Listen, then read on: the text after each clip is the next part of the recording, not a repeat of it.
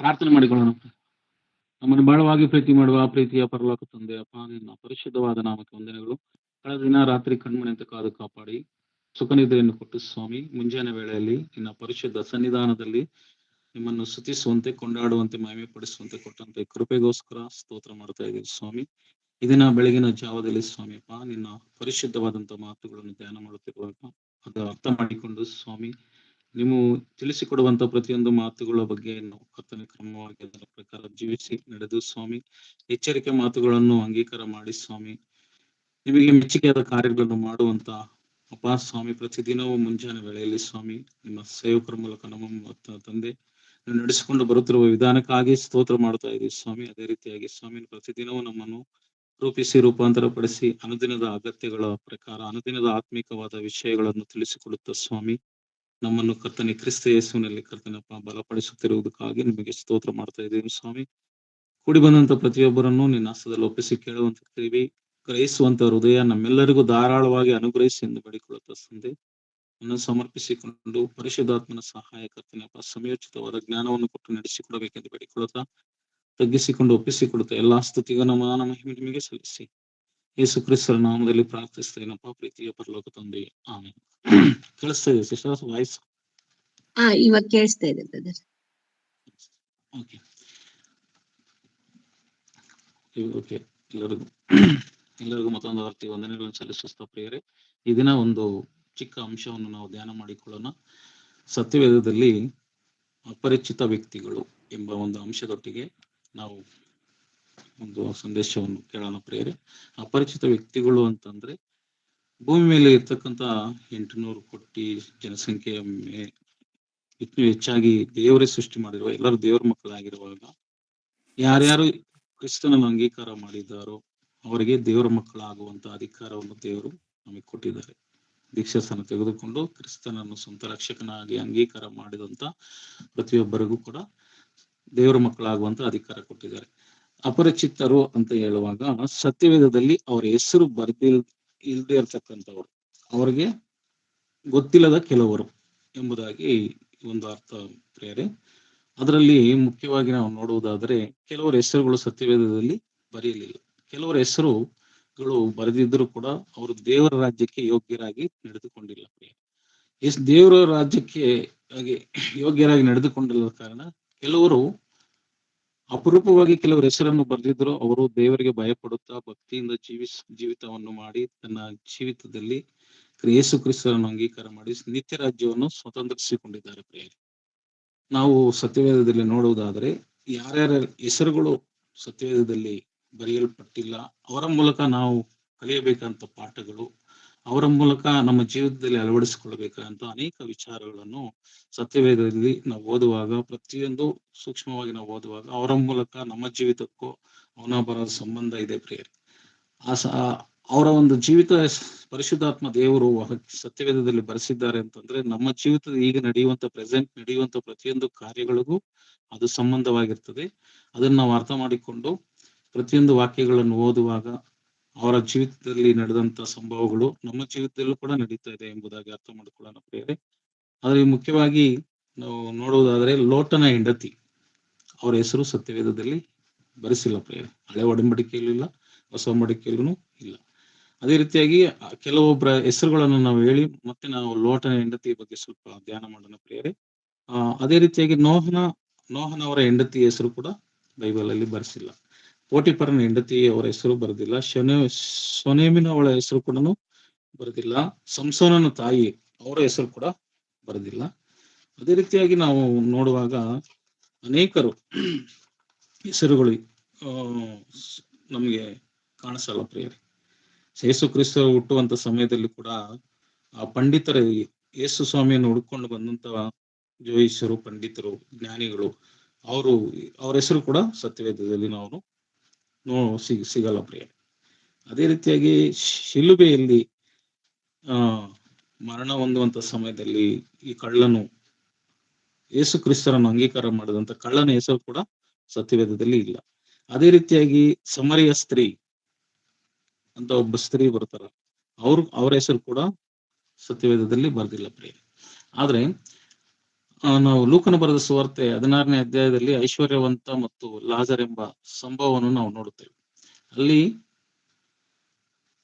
ಲೋಕದಲ್ಲಿ ಜೀವಿಸುತ್ತಿರ್ತಕ್ಕಂಥ ಭೋಗ ಪುರುಷನು ಐಶ್ವರ್ಯವಂತನಾದಂತ ಅವನು ತನ್ನ ಆಡಂಬರದ ಜೀವಿತವನ್ನು ಜೀವಿಸಿ ಭೂಮಿ ಮೇಲೆ ಹೆಸರುವಾಸಿ ಗಳಿಸಿದಂತ, ಅಂದ್ರೆ ಲೋಕಾನುಸಾರವಾಗಿ ಹೆಸರು ಗಳಿಸಿದಂತ ಆತನ ಹೆಸರು ಕೂಡ ಬೈಬಲ್ ಅಲ್ಲಿ ಬರೆಸಿಲ್ಲ. ಆದ್ರೆ ಆ ಐಶ್ವರ್ಯವಂತನ ಮೇಜಿನ ಮೇಲಿಂದ ಬರ್ತಕ್ಕಂತ ಅದು ಆಹಾರ ಪದಾರ್ಥಗಳನ್ನು ತೆಗೆದುಕೊಂಡು ರೊಟ್ಟಿ ತುಂಡುಗಳನ್ನು ತಿಂದು ಜೀವನ ಮಾಡುತ್ತಿದ್ದಂತ ಐಶ್ವರ್ಯವಂತನ ಬಾಗಿಲ ಬಳಿಯಲ್ಲಿ ಯಾವಾಗಲೂ ಆಹಾರಕ್ಕೋಸ್ಕರ ಕಾಯ್ತಿದ್ದಂತ ಲಾಜರ್ನ ಹೆಸರು ಸತ್ಯವೇದದಲ್ಲಿ ಬರೆಯಲ್ಪಟ್ಟಿದೆ ಪ್ರಿಯರೇ.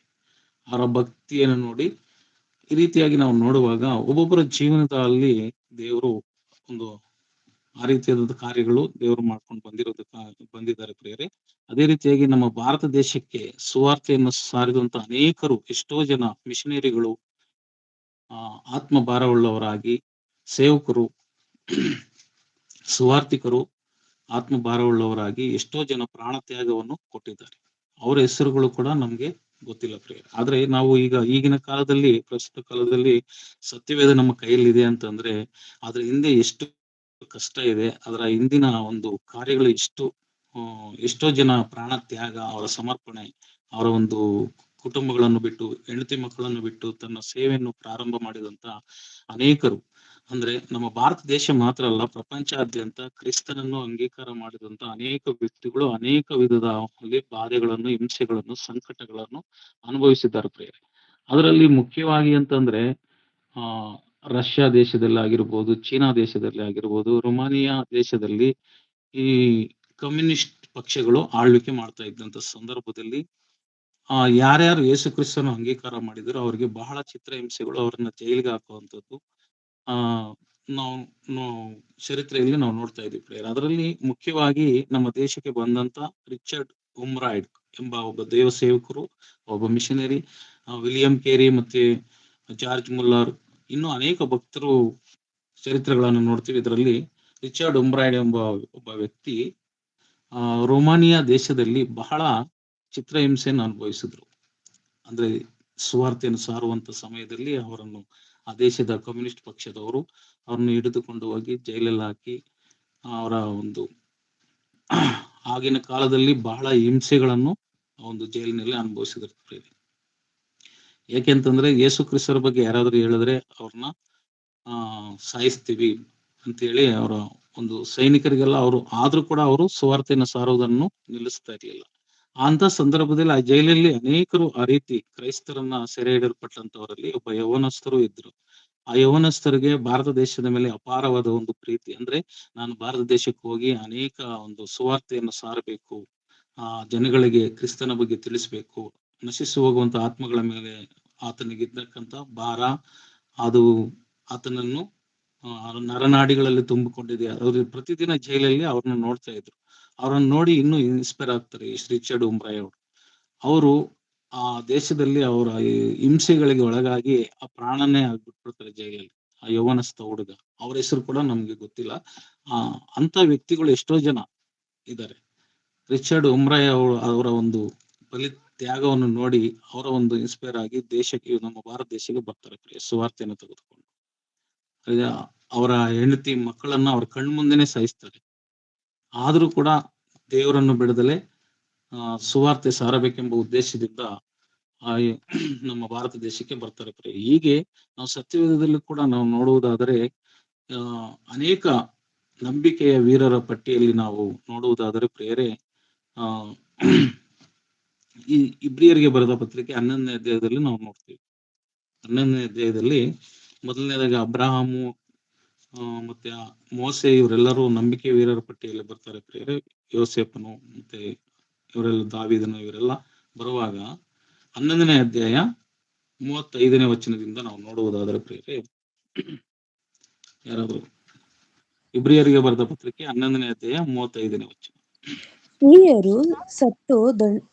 ಶ್ರೀಯರು ಸತ್ತು ಹೋಗಿದ್ದ ತಮ್ಮನವರನ್ನು ಪುನರುತ್ಥಾನದಿಂದ ತಿರುಗಿ ಹೊಂದಿದರು. ಕೆಲವರು ತಾವು ಯಾತನೆಯ ಯಂತ್ರಕ್ಕೆ ಕಟ್ಟಲ್ಪಟ್ಟಾಗ ಶ್ರೇಷ್ಠ ಪುನರುತ್ಥಾನವನ್ನು ಹೊಂದುವುದಕ್ಕೋಸ್ಕರ ಬಿಡುಗಡೆ ಬೇಡವೆಂದು ಹೇಳಿ ಮುರಿಸಿಕೊಂಡು ಸತ್ತರು. ಹಂಗೆ ಕಂಟಿನ್ಯೂ 36. ಬೇರೆ ಕೆಲವರು ಅಪಹಾಸ್ಯ, ಕೊರತೆಯ ಪೆಟ್ಟು, ಬೇಡಿ, ಸೆರೆಮನೆ ಇವುಗಳನ್ನು ಅನುಭವಿಸಿದರು. ಕೆಲವರನ್ನು ಜನರು ಕಲ್ಲೆಸೆದು ಕೊಂದರು. ಕೆಲವರನ್ನು ಗರಗಸದಿಂದ ಕೊಯ್ದು ಕೊಂದರು. ದೇವದ್ರೋಹಿಗಳಿಗಾಗಿ ಪ್ರಾಣವನ್ನು ಉಳಿಸಿಕೊಳ್ಳಿರೆಂದು ಕೆಲವರನ್ನು ಪ್ರೇರೇಪಿಸಿದರು. ಕೆಲವರನ್ನು ಕತ್ತಿಯಿಂದ ಕೊಂದರು. ಕೆಲವರು ಕೊರತೆ, ಹಿಂಸೆ, ಬಾಧೆ ಇವುಗಳನ್ನು ಅನುಭವಿಸುವವರಾಗಿದ್ದು, ಕುರಿ ಮೇಕೆಗಳ ಚರ್ಮಗಳನ್ನು ಉಟ್ಟುಕೊಂಡವರಾಗಿ ತೀರಿಕೊಂಡಿದ್ದರು. ಇಂಥವರಿಗೆ ಈ ಲೋಕವು ಯೋಗ್ಯ ಸ್ಥಳವಲ್ಲ. ಅವರು ತಮ್ಮ ದೇಶದ ಕಾಡು, ಬೆಟ್ಟ, ಗವಿ, ಕುಣಿಗಳಲ್ಲಿ ಅಲೆಯುವವರಾಗಿದ್ದರು. ಸಾಕು ಪ್ರೇರೆ. ಇಲ್ಲಿ ನಾವು ನೋಡ್ತಾ ಇದ್ದೀವಿ ಕೆಲವರು ಎಂಬುದಾಗಿ. ಇವರು ಕ್ರಿಸ್ತನ ನಿಮಿತ್ತ ಪಟ್ಟಂತ ಪಾಡು, ಶ್ರಮೆ, ಸಂಕಟ, ವೇದನೆಗಳನ್ನು ಈ ಒಂದು ಅಧ್ಯಾಯದಲ್ಲಿ ನಾವು ನೋಡ್ತೀವಿ ಪ್ರೇರೆ. ಮೇಲೆ ನಾವು ನೋಡುವುದಾದರೆ ವಿಶ್ವಾಸಗಳಿಗೆ ತಂದೆ ಎಂಬುದಾಗಿ ಅಬ್ರಹಾಮನ್ನು ನೋಡ್ತೀವಿ. ಆಮೇಲೆ ನಂತರ ಮೋಸೆ ಅವರನ್ನು ನೋಡ್ತೀವಿ. ಆದ್ರೆ ಇಲ್ಲಿ 35ನೇ ಅಧ್ಯಾಯದ ಮಧ್ಯಭಾಗದಲ್ಲಿ ಕೆಲವರು ಎಂಬುದಾಗಿ ಹೇಳಲ್ಪಟ್ಟಿದೆ. ಆ ಕೆಲವರ ಹೆಸರುಗಳು ಸತ್ಯವೇದದಲ್ಲಿ ನಮಗೆ ಲಿಖಿತವಾಗಿಲ್ಲ. ಪರಿಶುದ್ಧಾತ್ಮ ದೇವರು ನಮಗೆ ಅದನ್ನ ತಿಳಿಯಪಡಿಸಿಲ್ಲ. ಯಾಕೆಂದ್ರೆ ರಹಸ್ಯವಾದಗಳು ದೇವರಿಗೆ ಬಿಟ್ಟಿದ್ದು. ಧರ್ಮೋಪದೇಶ ಕಾಂಡ 29 ವಾಕ್ಯದಲ್ಲಿ ನಾವು ನೋಡುವುದಾದರೆ, ಧರ್ಮೋಪದೇಶ ಕಾಂಡ 29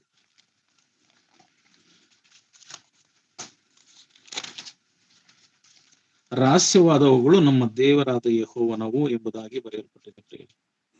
ಧರ್ಮೋಪದೇಶ ಕಾಂಡ 29ನೇ ಅಧ್ಯಾಯ 29ನೇ ವಚನದಲ್ಲಿ. ಆದರೆ ಆತನಿಂದ ಪ್ರಕಟವಾದವುಗಳು ಸದಾ ನಮ್ಮ ಮತ್ತು ನಮ್ಮ ಸಂತತಿಯವರ ಪಾಲಾಗಿರುವುದರಿಂದ ನಾವು ಈ ಧರ್ಮಶಾಸ್ತ್ರ ನಿಯಮಗಳು ಅನುಸರಿಸಿ ನಡೆಯಬೇಕಾದ ಹಂಗಿನಲ್ಲಿದ್ದೇವೆ. ಇಲ್ಲಿ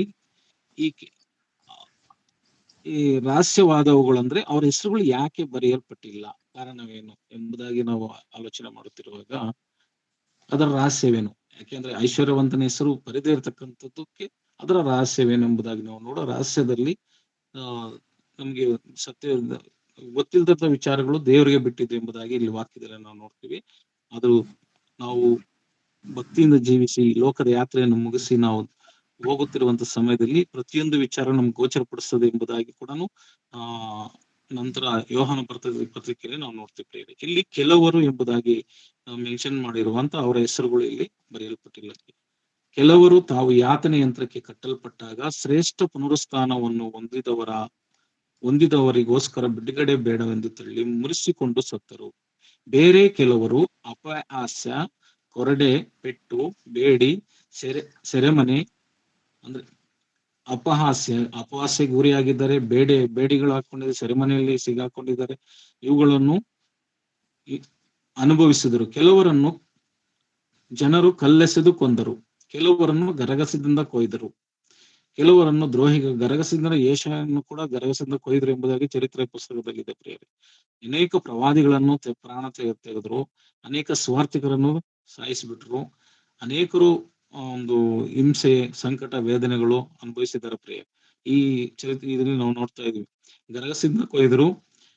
ಕೆಲವರನ್ನು ದೇವದ್ರೋಹಿಗಳಾಗಿ ಪ್ರಾಣ ಉಳಿಸಿಕೊಳ್ಳಿರಿ ಎಂದು ನೀವು ನಿಮ್ಮ ದೇವರನ್ನ ಅಂದ್ರೆ ನೀವು ಯೇಸು ಸ್ವಾಮಿಯನ್ನ ಬಿಟ್ಬಿಡಿ, ನಿಮ್ಮ ಪ್ರಾಣ ಉಳಿಸ್ಕೊಂಡ್ರೆ ನಿಮಗೆ ಜೀವ ಕೊಟ್ಬಿಡ್ತೀವಿ ಅಂತ ಹೇಳಿದ್ರು ಕೂಡ ಅವರು ದೇವರಿಗೋಸ್ಕರ ಹತಸಾಕ್ಷಿಗಳಾಗಿ ತನ್ನ ಜೀವಿತಗಳನ್ನು ಕ್ರಿಸ್ತನಿಗೋಸ್ಕರ ಸಮರ್ಪಣೆ ಮಾಡಿ ಈ ದಿನದಲ್ಲಿ ನಾವು ಸ್ವತಂತ್ರರಾಗಿ ಒಬ್ಬರಿಗೊಬ್ಬರು ಸುವಾರ್ತೆ ಹೇಳುವಂತ ಒಂದು ಅವಕಾಶಗಳು ನಮಗೆ ದಯಪಾಲಿಸಿದ ಪ್ರಿಯ. ನಾವು ಅಂತ ಕಷ್ಟದ ಆದಿಯಿಂದ ನಮಗೆ ಒಂದು ದೇವರ ವಾಕ್ಯ ನಮಗೆ ಸಿಕ್ಕಿದೆ. ಇಂಥ ಸಂದರ್ಭದಲ್ಲಿ ನಾವು ದೇವರ ವಾಕ್ಯವನ್ನು ಎಷ್ಟಾಗಿ ಪ್ರೀತಿ ಮಾಡ್ತಾ ಇದ್ವಿ ಎಂಬುದಾಗಿ ನಮ್ಮನ್ನು ನಾವು ಪರಿಶೀಲಿಸಿಕೊಂಡ್ರೆ ನಾವು ಏನೋ ದಾನವಾಗಿ ಏನೋ ವಾರಕ್ಕೊಂದು ಟೈಮು ದೇವರ ವಾಕ್ಯ, ಈಗಿನ ಕ್ರೈಸ್ತರು ಹೇಗಿದ್ದಾರೆ ಅಂತಂದ್ರೆ ವಾರಕ್ಕೊಂದ್ಸರಿ ಚರ್ಚಿಗೆ ಹೋಗೋದೇ ಕಷ್ಟ ಆಗಿದೆ ಪ್ರೇರಿ.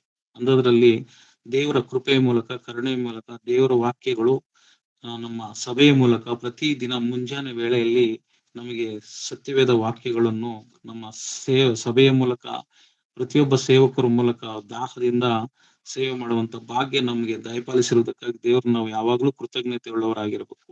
ಇದಕ್ಕಾಗಿ ಪ್ರಯಾಸ ಪಡುತ್ತಿರುವಂತಹ ಪ್ರತಿಯೊಬ್ಬ ದೇವ ಸೇವಕರು, ಸಿಸ್ಟರ್ ಅವ್ರಿಗೂ ನಾವು ಧನ್ಯವಾದಗಳನ್ನು ಸಲ್ಲಿಸುವಂತವರಾಗಿರ್ಬೇಕು. ದೇವರಿಗೆ ಕೃತಜ್ಞತೆ ಉಳ್ಳವರಾಗಿರ್ಬೇಕು. ಯಾಕೆಂದ್ರೆ ಎಷ್ಟೋ ಜನಗಳಿಗೆ ವಾಕ್ಯ ಇಲ್ಲದೆ ಪರಿತಪಿಸುವಂತ ದಿನಗಳು ನಾವು ಇಂದಿನ ದಿನಗಳಲ್ಲಿ ನಾವು ನೋಡುವುದಾದ್ರೆ ದೇವರ ಒಂದು ಪ್ರೀತಿ ಕಾಣದೆ ಆ ಲೋಕದಲ್ಲಿ ಅದೇ ರೀತಿಯಾಗಿ ಅವರು ನಶಿಸಿ ಹೋಗಿ ನರಕಕ್ಕೆ ಜಾರಿ ಹೋಗಿರುವಂತ ಸಂದರ್ಭಗಳು ಉಂಟು.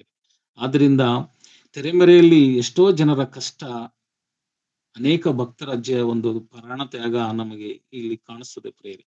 ಆ ಸತ್ಯವೇದದಲ್ಲಿ 11ನೇ ಅಧ್ಯಾಯ ನಾವು ನೋಡಿದ್ವಿ. ಬೇರೆ ಕೆಲವರು ಎಂಬುದಾಗಿ ಹೇಳುವಾಗ ನಿತ್ಯ ರಾಜ್ಯ ಅದನ್ನು ತಿಳಿಯದೆ ಜೀವ ಪುಸ್ತಕದಲ್ಲಿ ಇವರೆಲ್ಲ ಪುಸ್ತಕದಲ್ಲಿ ಬರೆಯಲ್ಪಟ್ಟಿದೆ. ಬೇರೆ ಕೆಲವರು ತಮ್ಮ ಜೀವಿತಗಳನ್ನು ವ್ಯರ್ಥ ಮಾಡಿಕೊಂಡು ನರಕಕ್ಕೆ ಜಾರಿ ಹೋಗಿದ್ದಾರೆ.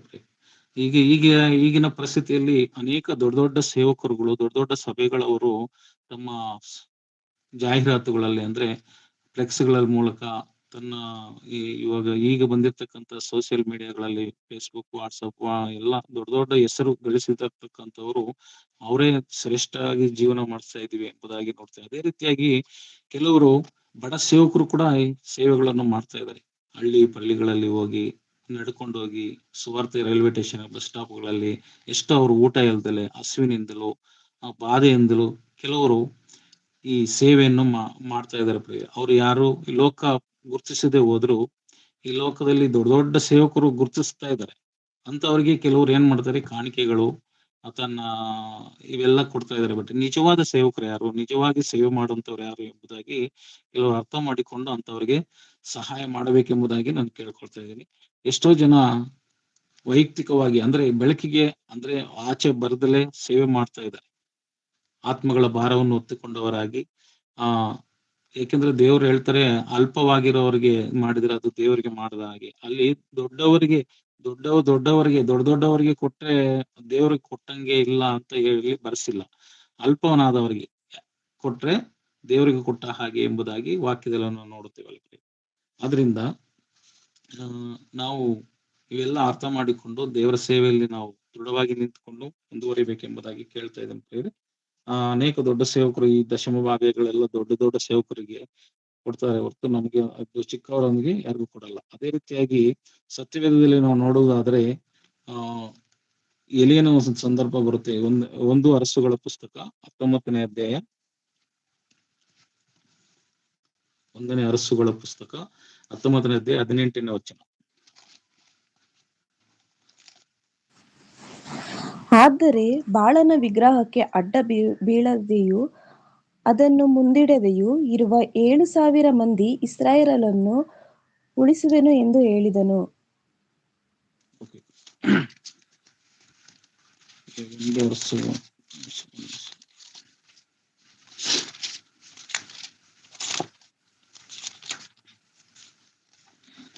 ಇಲ್ಲಿ ಈ ಸಂದರ್ಭ ಎಲಿಯನು ಎಲ್ಲಾ ಪ್ರವಾದಿಗಳ ಕತ್ತಿಯನ್ನು ಸಂಹರಿಸಿದ ನಂತರ ಯೆಜೆಬೇಲಳು ಆತನ ಎಲಿಯನ ಬಳಿಗೆ ದೂತರನ್ನು ಕಳುಹಿಸಿ, ನೀನ್ ಪ್ರವಾದಿಗಳ ಪ್ರಾಣವನ್ನು ತೆಗೆದಂತೆ ಇವತ್ತು ನಾನು ನಿನ್ನ ಪ್ರಾಣವನ್ನು ತೆಗಿತೇನೆ ಎಂಬುದಾಗಿ ದೂತರನ್ನು ಕಳಿಸಿದಾಗ ಎಲಿಯನಿಗೆ ಅವನ ಎಲ್ಲರೂ ಸತ್ತೋದ್ರು, ನಾನು ಒಬ್ಬನೇ ಉಳಿದಿದ್ದೀನಿ ಅಂತ ಹೇಳುವಾಗ ದೇವರ ಆತ್ಮನು ಆತನಿಗೆ ತಿಳಿಸಿಕೊಡುವಂತ ವಿಷಯ ಏನಪ್ಪಾ ಅಂದ್ರೆ, ಆದ್ರೆ ಬಾಳನ ವಿಗ್ರಹಕ್ಕೆ ಅಡ್ಡ ಬೀಳದೆಯೂ ಅದನ್ನು ಮುತ್ತಿಡದೆಯೂ ಇರುವ 7,000 ಮಂದಿ ಇಸ್ರಾಯೇಲರು ಉಳಿಸುವೆನು ಎಂದು ಹೇಳಿದನು.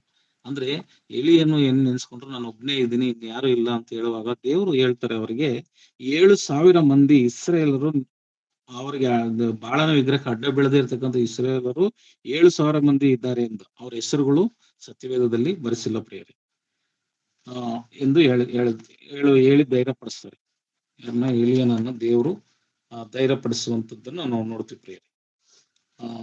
ಈಗ ನಾವು ನೋಡುವುದಾದ್ರೆ ಲೋಟನ ಹೆಂಡತಿ ವಿಚಾರದಲ್ಲಿ ಅವರ ಹೆಸರು ಕೂಡ ಸತ್ಯವೇದದಲ್ಲಿ ಬರೆಸಿಲ್ಲ.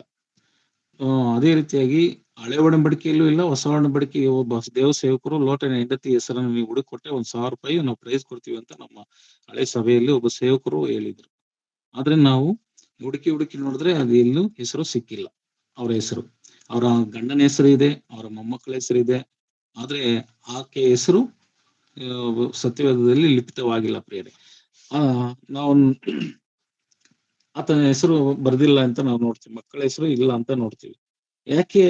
ಯೇಸು ಸ್ವಾಮಿ ಕೂಡ ಹೊಸ ಒಡಂಬಡಿಕೆಯಲ್ಲಿ ಏನಾದ್ರು ಬರೆಸಿದಾರೆ ಅಂತ ನೋಡಿದ್ರೆ ಹೊಸ ಒಡಂಬಡಿಕೆಯಲ್ಲೂ ಕೂಡ ಆಕೆ ಹೆಸರು ಬರೆದಿಲ್ಲ. ಅದು ಲೋಕನ ಬರೆದ ಸುವಾರ್ತೆ 17ನೇ ಅಧ್ಯಾಯ 32ನೇ ವಚನ.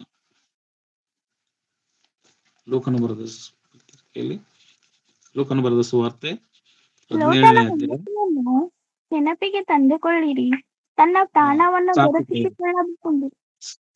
ಸಾಕು. ಲೋಟನ ಹೆಂಡತಿಯನ್ನು ನೆನಪಿಗೆ ತಂದುಕೊಳ್ಳಿರಿ.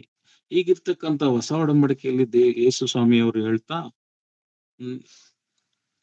ಎಷ್ಟೋ ಕಾರ್ಯಗಳು ಇದ್ರೂ ಕೂಡ ಸತ್ಯವೇದದಲ್ಲಿ ನಮ್ಗೆ ಎಚ್ಚರಿಕೆ ಮಾತುಗಳಾಗಿ ಇದ್ರೂ ಕೂಡ ಯೇಸು ಸ್ವಾಮಿ ಅವರು ಹೇಳ್ತಾ ಇದ್ದಾರೆ, ಲೋಟನ ಹೆಂಡತಿಯನ್ನು ನೆನಪಿಗೆ ತಂದುಕೊಳ್ಳಿರಿ ಎಂದು ಸತ್ಯವೇದವು ನಮಗೆ ಎಚ್ಚರಿಕೆಯನ್ನು ಕೊಡ್ತಾ ಇದೆ.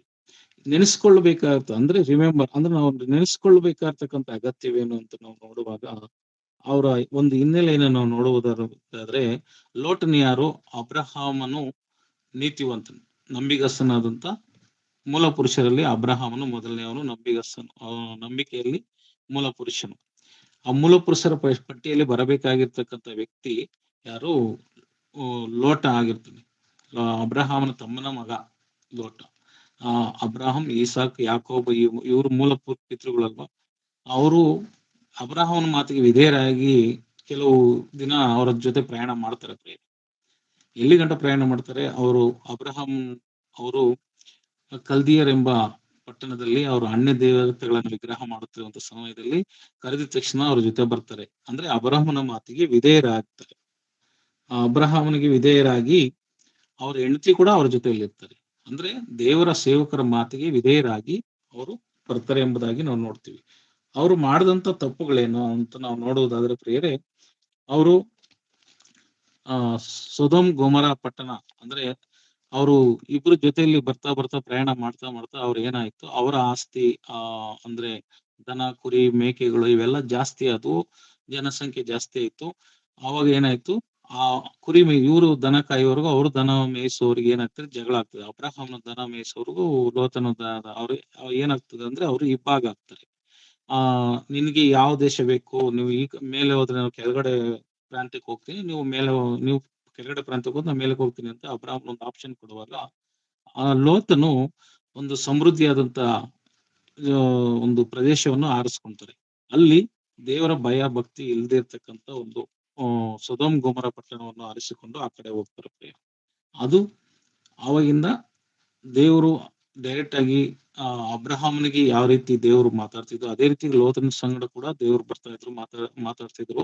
ಯಾಕೆಂದ್ರೆ ಮಮ್ರೆ ತೋಪಿನಲ್ಲಿ ಅಬ್ರಹಾಮನು ಇರುವಾಗ ದೇವದೂತರು ಬಂದು ಅಬ್ರಹಾಮನ ಸಂಗಡ ಮಾತನಾಡಿದಾಗ ಅವರು ಯಜ್ಞ ಬಲು ಪಶು ಮಾಡಿ ಅವರಿಗೆ ಊಟವನ್ನು ಬಡಿಸಿದ. ಅದೇ ರೀತಿಗೆ ಲೋಟನು ಕೂಡ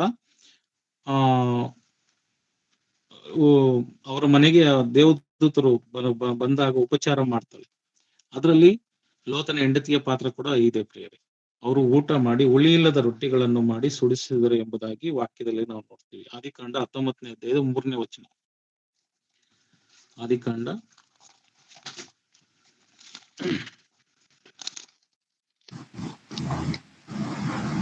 ಅವನು ಅವರನ್ನು ಬಹಳ ಮಾಡಿದರಿಂದ ಅವರು ಅವನ ಬಳಿಯಲ್ಲಿ ಇಳುಕೊಳ್ಳುವುದಕ್ಕೆ ಒಪ್ಪಿದರು. ಅವರು ಮನೆಗೆ ಬಂದಾಗ ಅವರು ಉಳಿಯಿಲ್ಲದ ರೊಟ್ಟಿಗಳನ್ನು ಸುಟ್ಟಿಸಿ ಔತಣವನ್ನು ಮಾಡಿಸಲು ಅವರು ಊಟ ಮಾಡಿದರು. ಇಲ್ಲಿ ಆ ದೇವದೂತರು ಸಾಯಂಕಾಲ ಸೊದೋಮ ಬಂದಾಗ ಲೋಟನ ಸೊದೋಮಿನ ಊರ ಬಾಗಿಲಲ್ಲಿ ಕೂತುಕೊಂಡು ಅವರನ್ನು ಕಂಡಾಗ ಎದುರುಗೊಂಡು ಬೊಗ್ಗಿ ನಮಸ್ಕರಿಸಿ, ಸ್ವಾಮಿಗಳೇ, ನಿಮ್ಮ ದಾಸನ ಮನೆಗೆ ಎಂದು ಇಳುಕೊಂಡು ಕಾಲುಗಳನ್ನು ತಕ್ಕೊಳ್ಳಿರಿ, ಬೆಳಗ್ಗೆ ನಿಮ್ಮ ಮಾರ್ಗ ಹಿಡಿದುಕೊಂಡು ಹೋಗಿ ಬಹುದು ಅಂದನು. ಆಗಲ್ಲ, ಬೀದಿಯಲ್ಲಿ ರಾತ್ರಿ ಕಳೆಯುತ್ತೇವೆ ಅನ್ನುತ್ತಾರೆ. ಯಾರು? ದೇವದೂತರು. ಇಲ್ಲ, ನಿಮ್ ಮನೆಗೆ ಬರಲ್ಲ, ನಾವು ಬೀದಿಯಲ್ಲಿ ಕಳಿತೀವಿ ಅಂತಾರೆ. ಆದ್ರೆ 3ನೇ ವಚನ ಅನ್ನಲು ಅವರನ್ನು ಬಹಳ ಬಲವಂತ ಮಾಡಿದ್ದರಿಂದ ಅವರು ಅವನ ಬಳಿಯಲ್ಲಿ ಇಳ್ಕೊಳ್ಳುವುದಕ್ಕೆ ಒಪ್ಪಿದರು. ಅವರು ಮನೆಗೆ ಬಂದಾಗ ಅವನು ಉಳಿಯಿಲ್ಲದ ರೊಟ್ಟಿಯನ್ನು ಸುಡಿಸಿ ಔತಣ ಮಾಡಿಸಿ ಊಟಕ್ಕೆ ಬಡಿಸ್ತಾರೆ ಪ್ರಿಯ. ಇದು ಎರಡನೇದಾಗಿ ಅವರು ಅಬ್ರಹಾಮನ ಮಾತಿಗೆ ವಿಧೇಯರಾಗ್ತಾರೆ. ಎರಡನೇದಾಗಿ ದೇವದೂತರಿಗೆ ಉಪಚಾರ ಮಾಡ್ತಾರೆ. 3ನೇದಾಗಿ ನಾವು ನೋಡೋದಾದ್ರೆ ದೇವರ ಎಚ್ಚರಿಕೆಯನ್ನು ಕೂಡ ಹೊಂದಿದವಳು ಯಾರು? ಆದಿಕಾಂಡ 19ನೇ ಅಧ್ಯಾಯ 3ನೇ ವಚನ ಮತ್ತೆ 16ನೇ ವಚನ.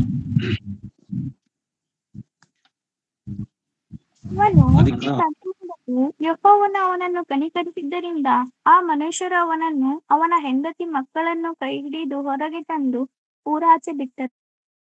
ಇಲ್ಲಿ ವಾಕ್ಯದಲ್ಲಿ ನೋಡ್ತೀವಿ, ಅವನು ತಡೆ ಮಾಡ್ತಾರೆ. ಅಂದ್ರೆ ಅಲ್ಲಿರ್ತಕ್ಕಂಥ ಆಸ್ತಿ, ಅಂತಸ್ತು, ಐಶ್ವರ್ಯವನ್ನು ನೋಡಿ ಏಕೆಂದ್ರೆ ಅವ್ರಿಗೆ ಅವರ ಮಕ್ಕಳಿಗೂ ಕೂಡ ಸೊದೋಮ ಗೊಮರ ಒಂದು ಹಳೆಯಂದನ್ನೇ ಮಾಡ್ಕೊಂಡಿರ್ತಾರೆ. ಆ ಒಂದು ಸಮೃದ್ಧಿ ಜೀವನನೇ ನಡೆಸ್ತಾ ಇರ್ತಾರೆ. ಅಂತ ಸಮಯದಲ್ಲಿ ಅವರು ಅಲ್ಲಿ ತಡೆ ಮಾಡ್ತಾ ಇರ್ತಾರೆ. ಇಲ್ಲಿ ದೇಶ ನಾಶವಾಗ್ಲಿಕ್ಕೆ ಹೋಗ್ತದೆ. ಈ ಸೊದೋಮ ಜನರು ಬಹಳ ದುಷ್ಟರು, ದುರ್ಮಾರ್ಗದ ದೇವರಿಗೆ ಅವಿಧೇಯರಾಗಿ ದೇವರ ನೋವನ್ನುಂಟು ಮಾಡಿದಂತ ಈ ಪ್ರದೇಶವನ್ನು ದೇವರು ಹಾಳು ಮಾಡ್ಲಿಕ್ಕಿದ್ದಾರೆ. ನೀವು ದಯವಿಟ್ಟು ಇಲ್ಲಿ ನೀನೊಬ್ಬ ನೀತಿವಂತನಿದೆಯಾ, ನಿನ್ನ ಕುಟುಂಬವನ್ನು ಕಾಪಾಡಿಕೊಂಡು ದೇವರು ದೂತರು ಅವರ ಮೂಲಕ ಹೇಳುತ್ತಿರುವಂತ ಸಂದರ್ಭದಲ್ಲಿ ಅವರು ತಡೆ ಮಾಡಲು ಯೆಹೋವನು ಅವನನ್ನು ಕನಿಕರಿಸಿ, ಇನ್ನೂ ಅವರ ಮೇಲೆ ಏನ್ ಮಾಡ್ತಾ ಇದ್ದಾರೆ, ಪ್ರೀತಿ ತೋರಿಸ್ತಾ ಇದ್ದಾರೆ, ಕನಿಕರ ತೋರಿಸ್ತಾ ಇದ್ದಾರೆ. ಕನಿಕರಿಸಿ ಆ ಮನುಷ್ಯರು ಅವನನ್ನು, ಅವನ ಹೆಂಡತಿ ಮಕ್ಕಳನ್ನು ಕೈ ಹಿಡಿದು ಹೊರಗೆ ತಂದು ಊರಾಚೆಗೆ ಬಿಟ್ಟರು. ಹೊರಗೆ ತಂದ ಮೇಲೆ ಊರಾಚೆಗೆ ಬಿಡ್ತಾರೆ. ಅವರು ಏನು ಮಾಡ್ತಾ ಇದಾರೆ ಅಂದ್ರೆ ತಡೆ ಮಾಡ್ತಾ ಇದ್ದಾರೆ.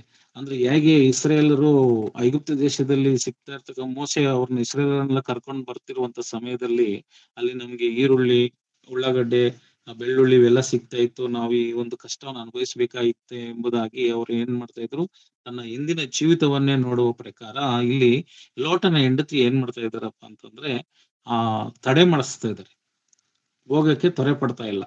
ಆದ್ರಿಂದ ಅವರು ಕೈ ಹಿಡಿದು, ಅಂದ್ರೆ ದೇವರ ಕನಿಕರತೆಗೂ ಕೂಡ ಅವರು ಪಾತ್ರರಾದರು. ಮೂರನೇದಾಗಿ ನಾವು ನೋಡುವುದಾದರೆ ಈ ರೀತಿಯಂತ ಸಂದರ್ಭದಲ್ಲಿ ನೀವು ಹತ್ತಿರದ ಸಮೀಪದ ಬೆಟ್ಟಕ್ಕೆ ಓಡಿ ಹೋಗಿ ಅಲ್ಲಿ ನಿಮ್ಮ ಪ್ರಾಣವನ್ನು ಉಳಿಸಿಕೊಳ್ಳ್ರಿ ಎಂಬುದಾಗಿ ದೇವರು ಹೇಳ್ತಾ ಇದ್ದಾರೆ. ಆ ಮಾತಿಗೆ ಅವರು ಅವಸರ ಪಡ್ತಾ ಇಲ್ಲ, ತ್ವರೆ ಪಡ್ತಾ ಇಲ್ಲ, ನಿಧಾನ ಪಡ್ತಾ ಇರೋ ಒಂದು ಸಂದರ್ಭದಲ್ಲಿ ದೇವದೂತರು ಅವ್ರ ಕೈ ಹಿಡಿದು, ಯಾಕೆಂದ್ರೆ ದೇವದೂತರು ನಡೆದುಕೊಂಡು ಬಂದು ಮನೆಗೆ ಬಂದು ಊಟ ಮಾಡ್ತಾರಂದ್ರೆ ಪ್ರೇರಣೆ ನೋಡ್ಲಿಕ್ಕೆ ಹಾಕಿ ಅವ್ರಿಗೂ ಇವ್ರಿಗೆ ವ್ಯತ್ಯಾಸಪ್ಪ ಅಂದ್ರೆ, ಅಬ್ರಹಾಮನು ದೇವದೂತರು ಬಂದಾಗ ಅವ್ರಿಗೆ ದನ ಒಂದು ಕರುವನ್ನು ಕಟ್ ಮಾಡಿ ಅವ್ರಿಗೆ ಊಟಕ್ಕೆ ಬಡಿಸ್ತಾರೆ. ಪ್ರೇರಣೆ ಅಂದ್ರೆ ಯಜ್ಞವನ್ನು ಸಮರ್ಪಿಸ್ತಾರೆ. ಇವರು ಉಳಿಲ್ಲದ ರೊಟ್ಟಿಗಳು ಮಾತ್ರ ಸಮರ್ಪಿಸ್ತಾರೆ. ಅಂದ್ರೆ ಇವರಿಗೆ ಸೊದೋಮ್ ಗೊಮೋರ ಪಟ್ಟಣಕ್ಕೆ ಹೋಗಿ ಸೇರಿದ ನಂತರ ದೇವರ ಭಯ ಅನ್ನೋದು ಕಡಿಮೆ ಆಯ್ತು.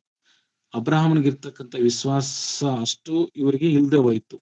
ಅಲ್ಲಿನೂ ದೇವದೂತರು ಬರ್ತಾರೆ, ಇಲ್ಲಿನೂ ದೇವದೂತರು ಬರ್ತಾರೆ. ಬಟ್ ಅಲ್ಲಿ ಒಂದು ಬಲಿ ಪಶುವನ್ನು ಕಟ್ ಮಾಡಿ, ಅಂದ್ರೆ ದೇವರಿಗೆ ಯಜ್ಞ ಆರಾಧನೆ ಮಾಡ್ತಾರೆ ಅಬ್ರಹಾಮ್. ಇವರು ಜಸ್ಟ್ ಅವ್ರಿಗೆ ಬಲಿಪೀಠ ಎಲ್ಲೂ ಕಟ್ಟಿದ ಸಂದರ್ಭಗಳು ಎಲ್ಲಿ ನೋಡಲ್ಲ ಪ್ರಿಯರೇ. ಆದ್ರೆ ಪ್ರತಿಯೊಂದು ಸ್ಥಳದಲ್ಲಿ ಅಬ್ರಹಾಮನು ದೇವರು ಮಾತನಾಡುವಂತ ಸಮಯದಲ್ಲಿ ಒಂದು ಯಜ್ಞವನ್ನು ಸಮರ್ಪಿಸಿ ಒಂದು ಆರಾಧನೆ, ಅಂದ್ರೆ ದೇವರು ಮಾಡಿದ ಪ್ರತಿಯೊಂದು ಕೆಲಸಗಳಿಗೆ, ಕಾರ್ಯಗಳಿಗೆ ಉಪಕಾರ ಸ್ತುತಿ ಮಾಡ್ತಾ ಇದ್ರು. ದೇವರಿಗೆ ಪ್ರತ್ಯುಪಕಾರ ಮಾಡ್ತಾ ಇದ್ರು.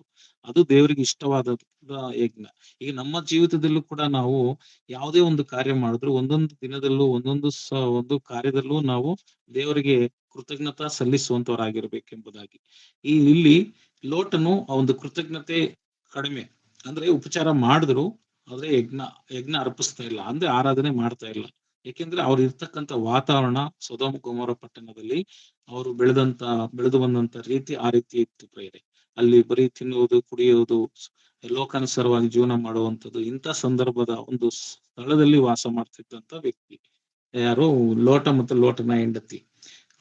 ಇಲ್ಲಿ ಆದರೆ ಎಂಬುದಾಗಿ ಅವಳು ಉಪ್ಪಿನ ಕಂಬವಾಗಿ, ಈಗ ಯಾಕೆಂದ್ರೆ ಅವರು ಹೋಗುವಂತ ಸಂದರ್ಭದಲ್ಲಿ ಏನಾಗ್ತದೆ, ನೀನು ಸೊದೋಮ್ ಗೊಮೋರ ಪಟ್ಟಣವನ್ನು ಹಿಂದಿರುಗಿ ನೋಡಬೇಡ ಅಂತ ದೇವರು ಅಪ್ಪಣೆ ಕೊಟ್ಟಿರ್ತಾರೆ. ಆದ್ರೆ ಆ ಲೋಟನ ಹೆಂಡತಿ ಅವಳು ಶರೀರ ಮಾತ್ರ ಹೋಗ್ತಾ ಇದೆ ಆಚೆ ಕಡೆ, ಆದ್ರೆ ಆ ಮನಸ್ಸು ಎಲ್ಲಿತ್ತು ಅಂತಂದ್ರೆ ಸೊದೋಮ ಗೊಮೋರ ಮೇಲೆ ನಿಂತಿ. ಅಲ್ಲಿ ಏನಿತ್ತು, ಆಸ್ತಿ ಪಾಸ್ತಿ ಅಂತಸ್ತಿ ಎಲ್ಲ ಆ ಸೊದೋಮದಲ್ಲೇ ಇದೆ, ಅವರ ಮನಸ್ಸೆಲ್ಲ ಅಲ್ಲೇ ಇದೆ.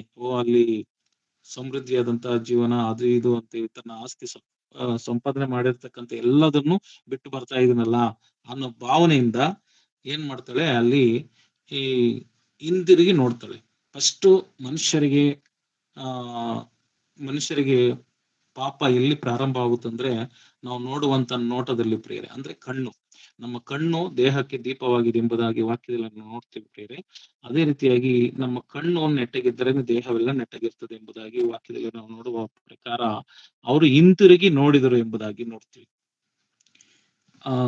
ಹಿಂದಕ್ಕೆ ನೋಡಬೇಡ ಎಂಬುದಾಗಿ 17ನೇ ವಚನದಲ್ಲಿ ನಾವು ನೋಡ್ತೀವಲ್ಲ ಪ್ರಿಯರೇ, ಓಡಿ ಹೋಗು, ಪ್ರಾಣವನ್ನು ಉಳಿಸಿಕೊ, ಹಿಂದಕ್ಕೆ ನೋಡಬೇಡ, ಈ ಪ್ರದೇಶಕ್ಕೆ ಎಲ್ಲಿಯೂ ನಿಲ್ಲದೆ ಬೆಟ್ಟದ ಸೀಮೆಗೆ ಓಡಿ ಹೋಗು, ನಿನಗೂ ನಾಶನ ಉಂಟಾದಿತ್ತು ಎಂಬುದಾಗಿ. ಅಂದ್ರೆ ದೇವ್ರು ಏನ್ ಹೇಳಿದ್ರು, ನೀನು ಹಿಂತಿರುಗಿ ನೋಡಬೇಡ ಅಂದ್ರು.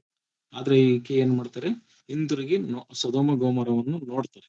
ನೋಡಿದ ತಕ್ಷಣ ಏನಾಗ್ತಾರೆ, ಅವ್ರು ಉಪ್ಪಿನ ಸ್ತಂಭವಾಗಿ ಈ ದಿನದವರೆಗೂ 100 ವರ್ಷಗಳಿಂದ ಆಕೆ ಒಂದು ಉಪ್ಪಿನ ಚಿಹ್ನೆಯಾಗಿ ಬಿಟ್ಟಿದ್ದಾಳೆ. ಕಾರಣ ಏನು? ಅವಳ ಮಾಡಿದ ಪಾಪ ಏನು? ಅವಳು ಒಳ್ಳೆಯವಳಾಗಿ ಇದ್ರು, ಒಂದೇ ಒಂದು ಪಾಪ ಅವ್ರು ನೋಡಿ, ಒಂದೇ ಒಂದು ಅಂದ್ರೆ ಎಲ್ಲಾದ್ರಲ್ಲೂ ಕರೆಕ್ಟ್ ಆಗಿದ್ಲು. ಗಂಡನಿಗೆ ವಿಧೇಯಳಾಗ್ತಿದ್ಲು, ಅಬ್ರಾಹ್ಮನ್ ಮಾತಿಗೆ ವಿಧೇಯರಾಗ್ತಿದ್ರು, ದೇವದೂತರಿಗೆ ಉಪಚಾರ ಮಾಡಿದ್ಲು. ಅದೇ ರೀತಿ ದೇವರ ಎಚ್ಚರಿಕೆಯನ್ನು ಗಮನಿಸಿದ್ರು, ದೇವರ ಎಚ್ಚರಿಕೆಯ ಮಾತುಗಳನ್ನು ಅಂಗೀಕಾರ ಮಾಡಿ ಒಂದು ಆಚೆ ಕೂಡ ಬಂದ್ರು. ಬಂದ ನಂತರ ತನ್ನ ಮನಸ್ಸೆಲ್ಲಿ ಇಟ್ಟಿದ್ರು ಅಂದ್ರೆ ಸೊದೋಮ ಗೊಮೋರದಲ್ಲಿ ಇಟ್ಟಿದ್ರು. ಅಲ್ಲಿ ತನ್ನ ಆಸ್ತಿ ಅಂದ್ರೆ ಈ ಲೋಕದಲ್ಲಿ ನೀವು ನಿನ್ನ ಆಸ್ತಿ ಎಲ್ಲಿದೆಯೋ, ನಿನ್ನ ಗಂಟು ಎಲ್ಲಿದೆಯೋ, ನಿನ್ನ ಮನಸ್ಸು ಕೂಡ ಅಲ್ಲೇ ಇದೆ ಎಂಬುದಾಗಿ ಸತ್ಯವೇದದಲ್ಲಿ ನೋಡ್ತೀವಿ. ಅಂದ್ರೆ ಈ ಲೋಕದಲ್ಲಿ ಆ ಗಂಟು ಕಟ್ಕೊಂಡು ಇಲ್ಲಿರ್ಬೇಡ, ನೀನು ಪರಲೋಕದಲ್ಲಿ ಗಂಟು ಇಟ್ಕೋಬೇಕೆಂಬುದಾಗಿ ವಾಕ್ಯದಲ್ಲಿ ನೋಡ್ತೀವಿ. ಯೇಸು ಸ್ವಾಮಿ ಹೇಳಿದ ಪ್ರಕಾರ ನಿನ್ನ ಗಂಟು ಇದ್ದಲ್ಲೇ ನಿನ್ನ ಮನಸ್ಸಿರುತ್ತದೆ ಎಂಬುದಾಗಿ. ಅಂದ್ರೆ ಇಸ್ರೇಲರು ಕೂಡ ಐಗುಪ್ತ ದೇಶದಲ್ಲಿ ಹೇಗೆ ಹಿಂತಿರುಗಿ ನೋಡ್ತಾರೋ, ಮತ್ತಾಯನ ಬರೆದ ಸುವಾರ್ತೆ 6:21 ನಾವು ನೋಡ್ತೀವಲ್ಲ ಪ್ರಿಯರೇ. ಮತ್ತಾಯನ ಬರೆದ ಸುವಾರ್ತೆ 6ನೇ ಅಧ್ಯಾಯ 21ನೇ ವಚನ.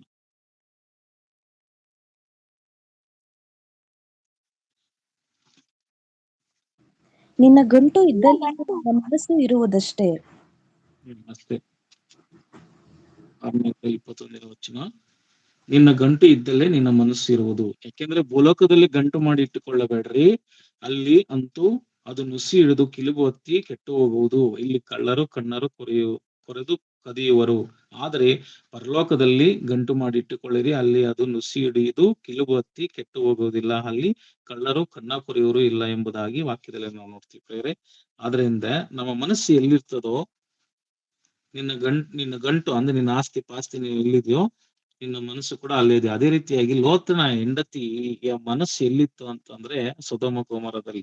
ಅದು ಎಲ್ಲಾದ್ರಲ್ಲೂ ಕರೆಕ್ಟ್ ಆಗಿದ್ಲು, ಆದ್ರೆ ಒಂದೇ ಒಂದು ಅವಳ ಮನಸ್ಸು ಎಲ್ಲಿತ್ತಪ್ಪ ಅಂದ್ರೆ ಸೊದೋಮ ಗೊಮೋರದಲ್ಲಿ. ಅದಕ್ಕೇನೆ ಈ ದಿನದವರೆಗೂ ದೇವರು ಯೇಸು ಸ್ವಾಮಿ ಹೇಳಿದ ಮಾತು ಏನಪ್ಪಾ ಅಂದ್ರೆ, ಲೋಟನ ಹೆಂಡತಿಯನ್ನು ನೆನಪಿಗೆ ತಂದುಕೊಳ್ಳಿರಿ. ಕ್ರೈಸ್ತರಾಗಿರ್ತಕ್ಕಂಥವ್ರು, ನನ್ನನ್ನು ನಂಬಿರ್ತಕ್ಕಂಥವ್ರು ಎಲ್ಲರೂ ಕೂಡ, ಯಾಕೆಂತಂದ್ರೆ ಆಕೆ ಮಾಡಿದಂತ ತಪ್ಪು ನೀವು ಯಾರೊಬ್ಬರು ಮಾಡಬಾರದು.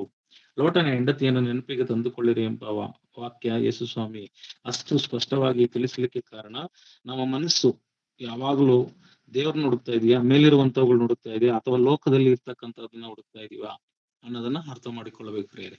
ನಮ್ಮ ಮನಸ್ಸು ಯಾವಾಗ್ಲೂ ದೇವರು ಪ್ರತಿದಿನ ಎಷ್ಟೋ ಸಭೆಗಳಲ್ಲಿ ಪ್ರಾರ್ಥನೆಗಳಿಲ್ಲ ಪ್ರಿಯರೇ, ಆದ್ರೆ ನಮ್ಮ ಸಭೆಯಲ್ಲಿ ಪ್ರತಿದಿನ ಮುಂಚಾನೆ ವೇಳೆಯಲ್ಲಿ ದೇವರ ವಾಕ್ಯ, ಅನುದಿನದ ಆತ್ಮಕ್ಕೆ ಬೇಕಾಗಿರ್ತಕ್ಕಂತ ಒಂದು ವಾಕ್ಯ ನಮಗೆ ಡೈಲಿ ದಯಪಾಲಿಸುತ್ತಿರುವಾಗ ನಮ್ಮ ಮನಸ್ಸು ಬೇರೆ ಕಡೆ ಹೋಗಲ್ಲ ಪ್ರಿಯರೇ.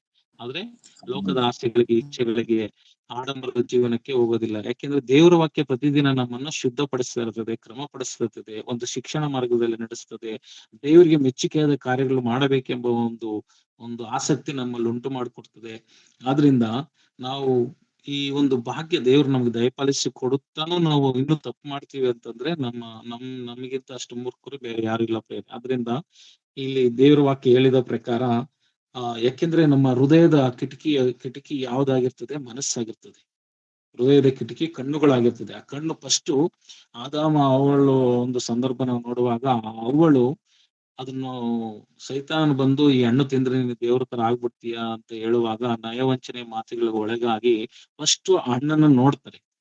ಆ ನೋಡುವಂಥದ್ದು ಸುಂದರವಾಗಿ, ರಮ್ಯವಾಗಿ, ನೋಡ್ಲಿಕ್ಕೆ ಅಪೇಕ್ಷಿಸ್ತಕ್ಕದ್ದಾಗಿಯೂ ಇತ್ತು. ಆದ್ರೆ ನಮ್ಮ ಕಣ್ಣು ಕರೆಕ್ಟ್ ಆಗಿ ಇಟ್ಕೋಬೇಕೆಂಬುದೇ ಇಲ್ಲಿ ಉದ್ದೇಶ ಪ್ರೇರೆ. ಆ ಹಣ್ಣನ್ನು ನೋಡಿದ ತಕ್ಷಣ ಏನಾಯ್ತು? ಅದನ್ನ ಮುಟ್ಟಬೇಕು ಅನಿಸ್ತು, ಅದನ್ನ ತಿನ್ಬೇಕು ಅನಿಸ್ತು, ತಿಂದ ತಕ್ಷಣ ರುಚಿಕರವಾಗಿತ್ತು ಎಂಬುದಾಗಿ. ಆವಾಗ ಏನಾಯ್ತು? ದೇವರ ಆಜ್ಞೆಯನ್ನು ಮೀರು ಬಿಡ್ತಾರೆ. ಮೊದಲನೇದಾಗಿ ಕಣ್ಣಿನ ನೋಟಕ್ಕೆ ಸಂಬಂಧಪಟ್ಟವಾಗಿರ್ತದೆ ಪ್ರಿಯರೇ. ಈ ಲೋಟನ ಹೆಂಡತಿ ಕೂಡ ಸೊದೋಮ್ ಗೊಮೋರ ಪಟ್ಟಣವನ್ನು ಮಾತ್ರ ಅದನ್ನೇ ನೋಡ್ತಾರೆ. ನೋಡಿದ ತಕ್ಷಣ ಏನಾದ್ರು ಅಲ್ಲೇ ಉಪ್ಪಿನ ಸ್ತಂಭವಾಗಿ ನಿಂತು ಬಿಡ್ತಾರೆ, ಅಂದ್ರೆ ಸತ್ತೋಗ್ಬಿಟ್ರು. ಅವರಿಗೆ ನಿತ್ಯ ರಾಜ್ಯ ಇಲ್ಲ ಪ್ರಿಯ. ಆದ್ರಿಂದ ನಾವು ಕೂಡ ಯಾವುದೇ ರೀತಿಯ ಲೋಕದ ಆಸೆಗಳು, ಇಚ್ಛೆಗಳನ್ನ ನಾವು ನೋಡ್ಬಾರ್ದು. ಅವಳ ಕಣ್ಣುಗಳು ತಿನ್ನಬೇಳೆಂದು ಹೇಳಿದ ಆ ಹಣ್ಣನ್ನು ಹೇಗೆ ತಿಂದ್ಲೋ, ನಾವು ಆದಿಕಾಂಡ 3ನೇ ಅಧ್ಯಾಯ 6ನೇ ವಚನದಲ್ಲೇ ನಾವು ನೋಡ್ತೀವಿ. ಅದು ಓದಿ ಪ್ರಿಯ, ಆದಿಕಾಂಡ 3ನೇ ಅಧ್ಯಾಯ. ಆಗ ಸ್ತ್ರೀಯು ಆ ಮರದ ಹಣ್ಣು ತಿನ್ನುವುದಕ್ಕೆ ಉತ್ತಮವಾಗಿಯೂ ನೋಡುವುದಕ್ಕೆ ರಮ್ಯವಾಗಿಯೂ ನೋಡುವುದಕ್ಕೆ ರಮ್ಯವಾಗಿಯೂ ಜ್ಞಾನೋದಯಕ್ಕೆ ಅಪೇಕ್ಷಿಸತಕ್ಕದ್ದು. ಇಲ್ಲಿ ನಾವು ಆರಿಸ್ಕೊಳ್ತಾ ಇರ್ತಕ್ಕಂಥ ನೋಡುವಂಥದ್ದು. ಈ ಆ ಆ ಈ ಕಾಯಿಲೆನೇ ಹೆಂಡತಿ ಇವರು ಲೋಟನ ಹೆಂಡತಿ ಹೇಗೆ ಅದನ್ನು ಈ ಸೊದೋಮ ಗೊಮೋರ ಪಟ್ಟಣ ಹಿಂದಿರುಗಿ ನೋಡಿದಳು, ಅದೇ ರೀತಿಯಾಗಿ ಆ ನೋಟದಲ್ಲಿ ಒಂದು ಪಾಪ ತುಂಬಿಕೊಂಡಿತ್ತು. ಪ್ರತಿಯೊಂದು ವಿಚಾರದಲ್ಲಿ ಚೆನ್ನಾಗೇ ಬಂದ್ಲು, ಆದ್ರೆ ಒಂದೇ ಒಂದು ತಪ್ಪು ಏನಪ್ಪಾ ಅಂದ್ರೆ ಹಿಂತಿರುಗಿ ನೋಡಿದಂತ ಒಂದು ಸಮಯ. ಇಲ್ಲಿ ನಾವು ಇಸ್ರೇಲರು ಕೂಡ ನಾವು ನೋಡ್ತೀವಲ್ಲ, ಅರಣ್ಯಕಾಂಡ 11ನೇ ಅಧ್ಯಾಯ 5ನೇ ವಚನ. ಅರಣ್ಯಕಾಂಡ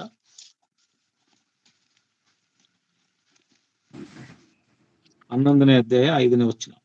ಐಗುಪ್ತ ದೇಶದಲ್ಲಿ ನಾವು ಬಿಟ್ಟಿಯಾಗಿ ತಿನ್ನುತ್ತಿದ್ದ ಮೀನು, ಸವತೆಕಾಯಿ, ಕರ್ಬೂಜ, ಉಳ್ಳಿಗಡ್ಡೆ, ನೀರುಳ್ಳಿ, ಬೆಳ್ಳುಳ್ಳಿ ಇವು ನೆನಪಿಗೆ ತರುತ್ತವಲ್ಲ. ಇಲ್ಲಿಯಾದರೂ ನಮ್ಮ ಜೀವ ಬತ್ತಿ ಹೋಯಿತು, ಈ ಮನ್ನವೇ ಹೊರತು ನಮಗೆ ಇನ್ನೇನು ಸಿಕ್ಕಲಿಲ್ಲ ಅಂದುಕೊಳ್ಳುತ್ತಿದ್ದರು. ಸಾಕು ಪ್ರಿಯರೇ, ಇಲ್ಲಿ ಇಸ್ರೇಲರು ಕೂಡ ಏನ್ ಮಾಡ್ತಿದ್ರು, ಮೋಸೆ ಕರೆದುಕೊಂಡು ಬಂದಂತ ಸಮಯದಲ್ಲಿ ಅರಣ್ಯ ಪ್ರದೇಶದಲ್ಲಿ ಓಡಾಡ್ತಾ ಅವರಿಗೆ ನೆನಪಿಗೆ ಬಂದದ್ದು ಯಾವ್ದಂತಂದ್ರೆ ಪ್ರಿಯರೇ, ಅನೇಕರು ಐಗುಪ್ತ ದೇಶದ ಖರ್ಜೂರ, ಉಳ್ಳಾಗಡ್ಡೆ, ಈರುಳ್ಳಿ, ಬೆಳ್ಳುಳ್ಳಿ ಇವುಗಳನ್ನು ಆಶಿಸ್ತಾರಂತ ಪ್ರಿಯರೇ. ಅದೇ ಆ ರೀತಿಯಾದಂತ ಭಾವನೆಗಳು ಕ್ರೈಸ್ತರಾಗಿರ್ತಕ್ಕಂಥ ನಮ್ಗೆ ಒಂದು ಸುಖ, ಒಂದು ಕಷ್ಟ, ಏನೇ ದುಃಖ, ವೇದನೆ, ಶೋಧನೆ ಆದ್ರೂ ಕೂಡ ಯೇಸು ಕ್ರಿಸ್ತನನ್ನು ಬಿಟ್ಟು ಹಿಂಜರಿಯಬಾರದು. ದೇವರು ಹೇಳಿರ್ತಕ್ಕಂಥ ಮಾತುಗಳಿಗೆ ನಾವು ಹಿಂಜರಿದು ಹೋಗಬಾರದು. ಅದೇ ರೀತಿಯಾಗಿ ಕೊಲಸದವರ ಪತ್ರಿಕೆ 3ನೇ ಅಧ್ಯಾಯ 1-2ನೇ ವಚನದಲ್ಲಿ ನಾವು ನೋಡ್ತೀವಲ್ಲ ಪ್ರಿಯರೇ. ಕೊಲಸದವರ ಪತ್ರಿಕೆ 1ನೇ ಅಧ್ಯಾಯ 3ನೇ ಅಧ್ಯಾಯ 1-2. ಕೊಲಸದವರಿಗೆ ಬರೆದ ಆದ ಪತ್ರಿಕೆ. ಕಾರಣ ನೀವು ಕ್ರಿಸ್ತನೊಂದಿಗೆ ಎಬ್ಬಿಸಲ್ಪಟ್ಟಿರುವುದರಿಂದ ಮೇಲಿರುವುಗಳನ್ನು ಹುಡುಕಿರಿ, ಅಲ್ಲಿ ಕ್ರಿಸ್ತನು ದೇವರ ಬಲಗಡೆಯಲ್ಲಿ ಆಸನಾರೂಢನಾಗಿದ್ದಾನೆ. ಮೇಲಿರುವಂತವುಗಳ ಮೇಲೆ ಮನಸ್ಸಿಡಿರಿ, ಭೂ ಸಂಬಂಧವಾದವುಗಳ ಮೇಲೆ ಇಡಬೇಡಿರಿ. ಸಾಕು ಪ್ರಿಯ. ಇಲ್ಲಿ ಆದ ಕಾರಣ ನೀವು ಕ್ರಿಸ್ತನೊಂದಿಗೆ ಎಬ್ಬಿಸಲ್ಪಟ್ಟಿರುವುದರಿಂದ ಮೇಲಿರುವುಗಳನ್ನು ಹುಡುಕಿರಿ, ಅಲ್ಲಿ ಕ್ರಿಸ್ತನು ದೇವರ ಬಲಗಡೆಯಲ್ಲಿ ಆಸನಾರೂಢನಾಗಿದ್ದಾನೆ. ಮೇಲಿರುವಂತವುಗಳ ಮೇಲೆ ಮನಸ್ಸಿಡಿರಿ, ಭೂ ಸಂಬಂಧವಾದವುಗಳ ಮೇಲೆ ಮನಸ್ಸಿಡಬೇಡಿರಿ, ಯಾಕೆಂದ್ರೆ ನೀವು ಪಾಪಕ್ಕೆ ಸತ್ತಿರಲ್ಲ. ಅದೇ ರೀತಿಯಾಗಿ ಇಸ್ರೇಲರು ಹೇಗೆ ತನ್ನ ಆಡಂಬರದ ಜೀವಿತ ಅಂದ್ರೆ ಐಗುಪ್ತ ದೇಶದಲ್ಲಿ ಯಾಕೆ ಹಿಂದಿರುಗಿ ನೋಡಿದ್ರು, ಅವರು ಮೇಲಿರುವಂತವುಗಳನ್ನ ಹುಡುಕ್ತಾ ಇಲ್ಲ. ಕಾನಾನ್ ದೇಶಕ್ಕೆ ಹೋಗ್ಬೇಕು, ಅಲ್ಲಿ ಸಮೃದ್ಧಿಯಾದ ಜೀವನ ಇದೆ, ನಿತ್ಯ ಜೀವ ಇದೆ, ಪರಲೋಕ ಇದೆ, ದೇವರಿದ್ದಾರೆ, ಅಲ್ಲಿ ಯೇಸು ಸ್ವಾಮಿ ಇದ್ದಾರೆ, ಯೇಸು ಸ್ವಾಮಿ ಮಹಿಮಾ ಸಿಂಹಾಸನದಲ್ಲಿ ನಮ್ಮನ್ನು ಕೊಂಡಿರ್ತಾರೆ, ಒಂದು ಆ ಭಾವನೆಗಳೇ ಇಲ್ಲ ಪ್ರಿಯ. ಆ ಭಾವನೆಗಳು ಇಲ್ಲದ ಕಾರಣ ಈ ರೀತಿಯಾದಂತ, ಯಾಕೆಂದ್ರೆ ನಾವು ಒಂದು ಲೋಕದಲ್ಲಿ ನೋಡ್ಕೊಂಡು ನೇಗಿಲ ಮೇಲೆ ಕೈ ಇಟ್ಟು ಹಿಂತಿರುಗಿ ಹೋಗ್ಬಾರ್ದು. ನಾವು ರಕ್ಷಣೆ ಹೊಂದಿದ ನಂತರ ಯಾವುದೇ ಕಾರಣಕ್ಕೂ ಯೇಸು ದೇವರನ್ನು ಬಿಟ್ಟು, ಸಭೆಯನ್ನು ಬಿಟ್ಟು, ಒಂದು ಪ್ರಾರ್ಥನೆ ಐಕ್ಯತೆಯನ್ನು ಬಿಟ್ಟು ನಾವು ಹಿಂದಿರುಗಿ ಹೋಗಬಾರದು ಎಂಬ ಒಂದು ಮಾತಿಗೆ ಅನುಸಾರವಾಗಿ ಪ್ರಿಯರೇ ಈ ಒಂದು ವಾಕ್ಯ ನಮಗೆ. ಯಾಕೆಂದ್ರೆ ಪಾಪಗಳನ್ನು, ಯಾಕೆಂದ್ರೆ ಕೆಲವರು ಏನೋ ಯಾರೋ ಒಬ್ರು ಸುವಾರ್ತೆ ಸಾರಿದ ನಂತರ ಸಭೆಗೆ ಬರ್ತಾರೆ, ಸಭೆಯ ಮಾತುಗಳಲ್ಲಿ ಕೇಳ್ತಾ ಇರ್ತಾರೆ, ಆದ್ರೆ ಅವ್ರಿಗೆ ಸಡನ್ ಆಗಿ ಹಿಂದಿನ ಜೀವಿತ ನೆನಪಿಗೆ ಬರ್ತದೆ. ಹಿಂದಿನ ಜೀವನ ಚೆನ್ನಾಗಿತ್ತು, ಅಂದ್ರೆ ನಾನು ಹಂಗಿದ್ದೆ, ಹಿಂಗೆ ಸಂತೋಷವಾಗಿ ಸ್ವತಂತ್ರವಾಗಿ ಫ್ರೀಡಮ್ ಆಗಿ ಓಡಾಡ್ಬೋದು, ಏನ್ ಬೇಕಾದ್ರೂ ಮಾಡ್ಬೋದು ಎಂಬ ಭಾವನೆಗಳು ಬಂದ್ಬಿಡ್ತದೆ ಪ್ರೇಮ. ಪಾಪದ ಕ್ರಿಯೆಗಳಿಗೆ ಬಣ್ಣ ಕೊಟ್ಟು ಆ ಆಲೋಚನೆಯಲ್ಲಿ ತಮ್ಮ ಸಾಕ್ಷಿಯನ್ನು ವ್ಯರ್ಥ ಮಾಡಿಕೊಳ್ತಾರೆ, ತನ್ನ ಜೀವಿತವನ್ನು ವ್ಯರ್ಥ ಮಾಡಿಕೊಳ್ತಾರೆ, ಏನೇನೋ ವರ್ಣಿಸ್ಕೊಳ್ಳುವಂಥದ್ದು. ಕ್ರೈಸ್ತರಾಗಿರ್ತಕ್ಕಂಥ ನಾವು ಕೂಡ ಸಭೆಗೆ ಬಂದು ಈ ರೀತಿಯಾದಂತ ಬರೀ ಕಣ್ಣಿಗೆ ಕಾಣಿಸುವಂತದ್ದೇ ಲೋಕ ಇದು, ಮತ್ತೆ ಇಂದಿನ ಜೀವನನೇ ಚೆನ್ನಾಗಿದೆ ಅನ್ನೋ ಭಾವನೆಯಲ್ಲಿ ಅನೇಕರು ಆತಂಕವನ್ನು ಉಂಟು ಮಾಡ್ಕೊಳ್ತಾರೆ, ತನ್ನ ಆತ್ಮಕ್ಕೆ ನಷ್ಟವನ್ನು ಉಂಟು ಮಾಡಿಕೊಳ್ತಾರೆ. ಅದೇ ರೀತಿಯಾಗಿ ನಾವು ಕ್ರಿಸ್ತನ ಹೆಜ್ಜೆ ಜಾಡನ್ನು ನೋಡಬೇಕು, ಲೌಕಿಕ ಚಿಂತೆಗಳನ್ನೆಲ್ಲ ಬಿಟ್ಬಿಡ್ಬೇಕು, ಕ್ರಿಸ್ತನನ್ನು ನಾವು ಮಾದರಿಯಾಗಿ ಇಟ್ಕೊಂಡು ಮುಂದೆ ನೋಡ್ತಾ ಇರ್ಬೇಕು ಪ್ರಿಯರೇ. ಯಾಕೆಂದ್ರೆ ಲೌಕಿಕ ಚಿಂತೆಗಳು ನಮ್ಮನ್ನು ಆವರಿಸ್ಕೊಳ್ಬಿಡ್ತದೆ. ಆದ್ರಿಂದ ನಾವು ಯಾವಾಗ್ಲೂ ಪ್ರಾರ್ಥನೆಯಲ್ಲಿರುವಾಗ ಅವು ಯಾವುದೊಂದು ನಮ್ಮ ನೆನಪಿಗೆ ಬರೋದಿಲ್ಲ ಪ್ರಿಯರೇ. ಹಿಂದೆ ನೋಡಬೇಡ ಅಂತ ಹೇಳಿದ ನಂತರ ನೀನು ಮುಂದೆ ಹೋಗುತ್ತಿರುವ ಕ್ರಿಸ್ತನ ಹೆಜ್ಜೆ ಜಾಡನ್ನು ಅನುಸರಿಸು. ದೇವರು ಹೇಳ್ತಕ್ಕಂಥ ಎಚ್ಚರಿಕೆ ಮಾತುಗಳು, ನೀನು ಎಚ್ಚರಿಕೆ ಮಾತುಗಳ ಮೇಲೆ ಗಮನ ಇಡಬೇಕೇ ಹೊರತು ಯಾವುದೇ ಕಾರಣಕ್ಕೂ ಈ ಲೋಕದ ಆಸೆಗಳಿಗೆ, ಇಚ್ಛೆಗಳಿಗೆ ಒಳಗಾಗಿ ನಾವು ಹಿಂದಿರುಗಿ ನೋಡಬಾರದು ಪ್ರಿಯರೇ.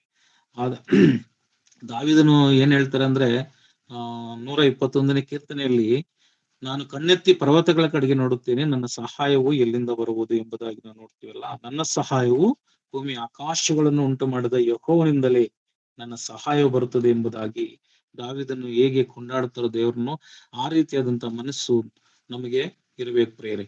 ಯಾಕೆಂದ್ರೆ ಹಿಂದಿರುಗಿ ನೋಡಬೇಡ ಅಂತ ಹೇಳಿದ ಲೋಟನ ಹೆಂಡತಿಯ ಜೀವಿತವನ್ನು ಯಾಕೆ ನೆನೆಸ್ಕೊಳ್ರಿ ಅಂತ ಯೇಸು ಸ್ವಾಮಿ ಹೇಳ್ತಾರೆ ಅಂದ್ರೆ, 100 ವರ್ಷಗಳೇ ಉರುಳಿ ಹೋದು ಚರಿತ್ರೆಯ ಪುಸ್ತಕದಲ್ಲಿ ಆಕೆ ಒಂದು ಅವಮಾನದ ಚಿಹ್ನೆಯಾಗಿ ಅಚಲವಾಗಿ ನಿಂತೇ ಹೋಗಿದ್ದಾಳೆ. ಈ ಲೋಟನ ಹೆಂಡತಿಯನ್ನು ನೆನೆಸ್ಕೊಳ್ರಿ ಅನ್ನೋ ಒಂದು ಮಾತಿನ ಅರ್ಥ ಇಷ್ಟೊಂದು ದೇವರು ಆತ್ಮಿಕ ಅರ್ಥಗಳನ್ನು ನಮಗೆ ಎಚ್ಚರಿಕೆಯ ರೀತಿಯಲ್ಲಿ ದೇವರು ಗೋಚರಪಡಿಸ್ತಾ ಇದ್ದಾರೆ ಪ್ರಿಯರೇ. ನಾವು ಇಂದಿನ ಸಂಗತಿಗಳನ್ನು ಮರೆತು ಬಿಟ್ಟು ಮುಂದಿನವುಗಳನ್ನು ಹಿಡಿಯಬೇಕೆಂಬುದಾಗಿ ಪೌಲರು ಹೇಳ್ತಾರೆ ಪ್ರಿಯರೇ. ಫಿಲಿಪ್ಪರ ಪತ್ರಿಕೆ 3ನೇ ಅಧ್ಯಾಯ 13ನೇ ವಚನದಿಂದ. ಫಿಲಿಪ್ಪನ ಪತ್ರಿಕೆ 3ನೇ ಅಧ್ಯಾಯ 13ನೇ ವಚನ ನೋಡ್ತೀವಿ.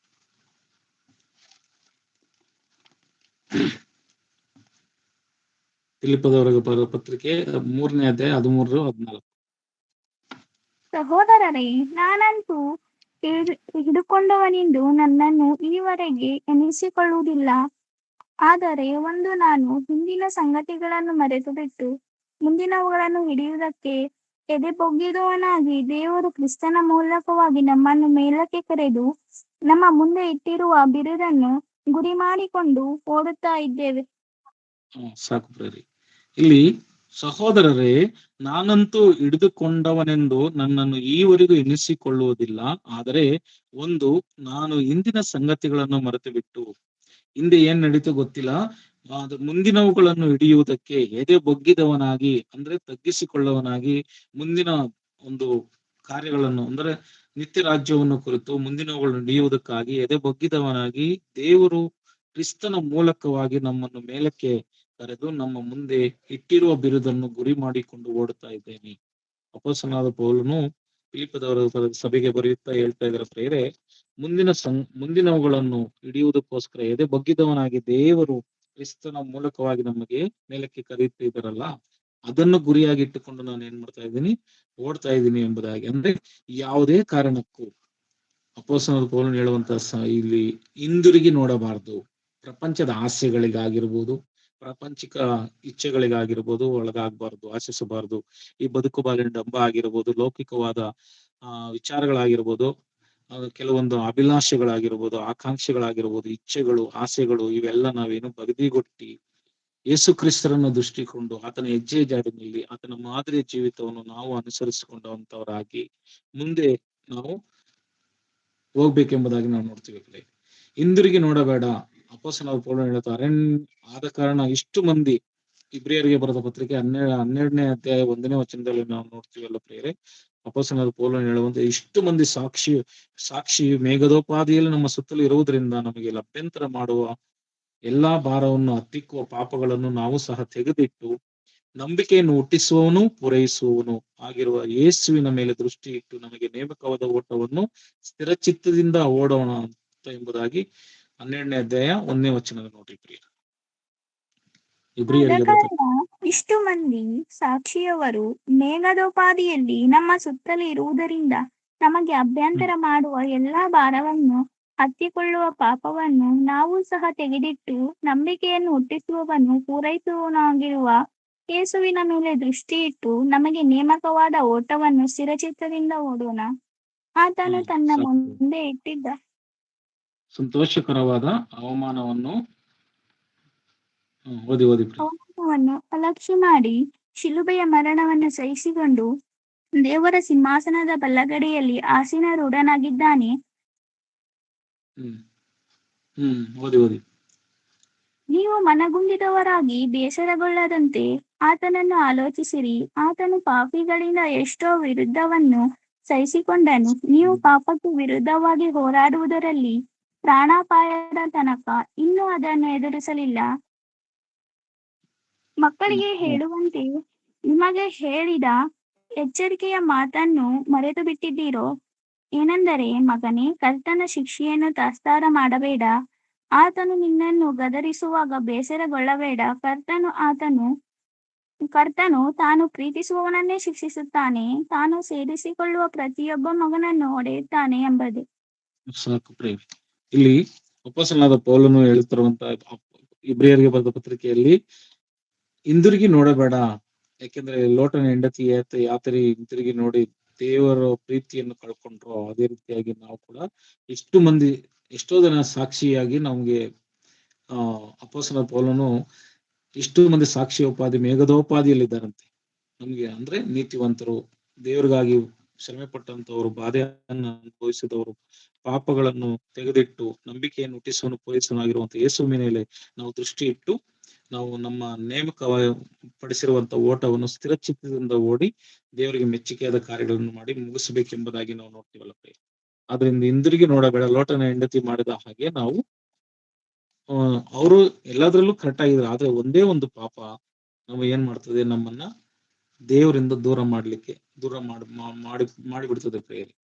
ಯಾಕೆಂದ್ರೆ ಅವರು ಲೋಟನ ಹೆಂಡತಿ ಏನು ಒಂದು ಕೊಲೆ ಮಾಡ್ಲಿಲ್ಲ, ವಿಚಾರ ಮಾಡ್ಲಿಲ್ಲ, ಆದ್ರೆ ಅವ್ರು ಮಾಡಿದ್ದು ದೇವರ ಮಾತಿಗೆ ಅವಿಧೇಯರಾಗಿದ್ದು, ಅಂದ್ರೆ ಹಿಂದಿರುಗಿ ನೋಡಿದ್ದು, ಅದು ಒಂದೇ ಒಂದು ಪಾಪ.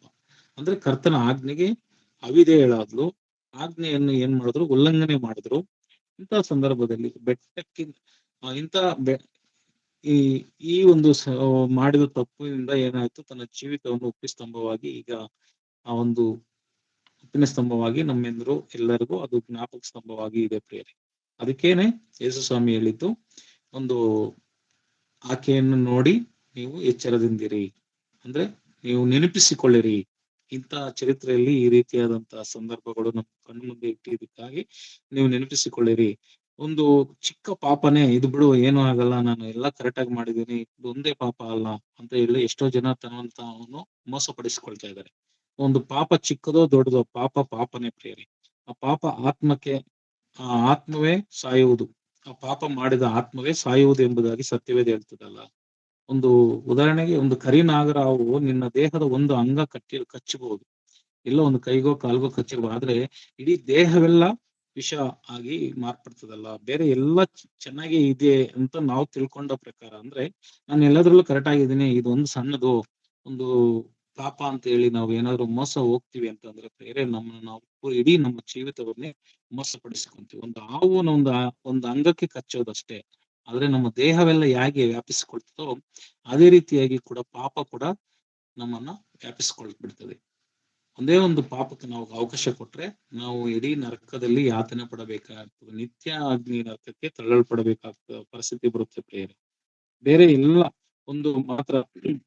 ಆದ್ದರಿಂದ ಈ ವಿಷಯ ದೇಹವೆಲ್ಲ ಹರಡಿಕೊಳ್ಳುವುದಲ್ಲದೆ ಧರ್ಮಶಾಸ್ತ್ರವೆಲ್ಲ ಕೈಗೊಂಡು ನಡೆದರೂ ಒಂದರಲ್ಲಿ ನೀವು ತಪ್ಪಿ ಹೋದರೆ ನೀನೇನಾಗ್ತೀಯ, ಯಾವನಾದ್ರೂ ಧರ್ಮಶಾಸ್ತ್ರವನ್ನ ಕೈಗೊಂಡು ನಡೆದು ಒಂದೇ ಒಂದರಲ್ಲಿ ತಪ್ಪಿ ಹೋದ್ರೆ ಎಲ್ಲಾ ವಿಷಯದಲ್ಲೂ ಅಪರಾಧಿಯಾಗುತ್ತಾನೆ ಎಂಬುದಾಗಿ ಯಾಕೋಬನ ಬರೆದ ಪತ್ರಿಕೆ 2ನೇ ಅಧ್ಯಾಯ 10ನೇ ವಚನದಲ್ಲೇ ನೋಡ್ತೀವಲ್ಲ ಪ್ರಿಯರೇ.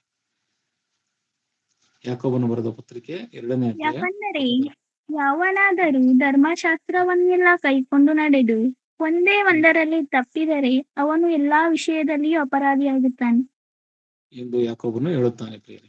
ಇಲ್ಲಿ ನಾವು ಅದೇ ರೀತಿಯಾಗಿ ನಾವು ಸಣ್ಣ ತಪ್ಪು ಅಂದ್ರೆ ದೇವರ ಮಕ್ಕಳಾಗಿರ್ತಕ್ಕಂಥ ನಾವು ಬಹಳ ಎಚ್ಚರಿಕೆಯಿಂದ ಜೀವಿಸುವಂತ ಈ ದಿನಗಳು ಪ್ರಿಯರೇ. ಏಕೆಂದ್ರೆ ಸತ್ಯವೇದ ಸ್ಪಷ್ಟವಾಗಿ ಹೇಳ್ಬಿಡ್ತದೆ, ಯಾವನಾದ್ರೂ ಧರ್ಮಶಾಸ್ತ್ರ ಅಂದ್ರೆ ಎಲ್ಲಾದ್ರಲ್ಲೂ ನಾನು ಕರೆಕ್ಟ್ ಆಗಿದ್ದೀನಿ, ನಾನು ಕಳ್ತನ ಮಾಡ್ತಾ ಇಲ್ಲ, ಮೋಸ ಮಾಡ್ತಾ ಇಲ್ಲ, ವಿಚಾರ ಮಾಡ್ತಾ ಇಲ್ಲ, ಸುಳ್ಳು ಹೇಳ್ತಾ ಇಲ್ಲ, ಎಲ್ಲಾ ಆಜ್ಞೆಗಳೆಲ್ಲಾ ಕೈಗೊಂಡ್ಬಿಟ್ಟಿದ್ದೀನಿ, ಆದ್ರೆ ಒಂದೇ ಒಂದು ಸಣ್ಣ ಪಾಪ ಇದು ಅಂತ ಹೇಳಿ ನಾವೇನಾದ್ರು ಮನಸ್ಸು ಮಾಡಿದ್ರೆ ಪ್ರಿಯರೇ, ಒಂದರಲ್ಲಿ ತಪ್ಪಿ ಹೋದ್ರೆ ಆತನು ಎಲ್ಲಾ ವಿಷಯದಲ್ಲೂ ಅಪರಾಧಿಯಾಗುತ್ತಾನೆ.